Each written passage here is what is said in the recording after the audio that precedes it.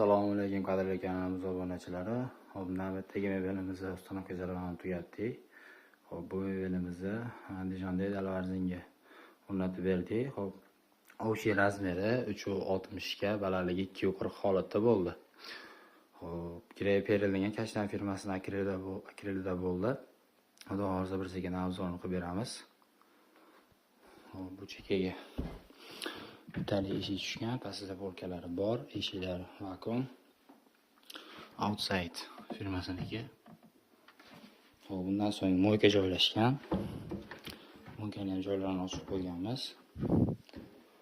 Moyka grand yelib qo'yadigan, tepasida har doimgidek sushilkasi. Kafeli devorda bo'ldi, buni tuzlanib qo'yib berdik. Sarishnicsa.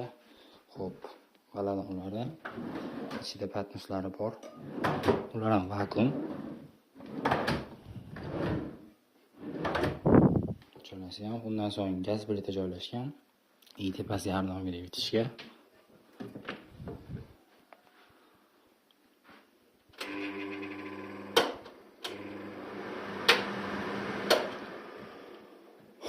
Hop, tepalari ham balandligi 80 sm bo'lganligi uchun ikkitadan polka qo'yilgan.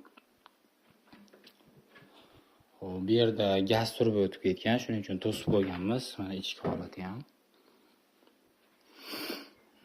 Bu yerda pastda foydalanadigan ikkita eshik, pastida polka bor uni ham. Hop, bundan so'ng xolodilnik joylashgan. Xolodilnik ustiga ham nivel qilingan. Hop, mebelda korpuslari ham plastikronka, plastmassa mebelda fasadlari ham chekkalari plastmassa plastikronka. Plafon fasonda bo'ldi.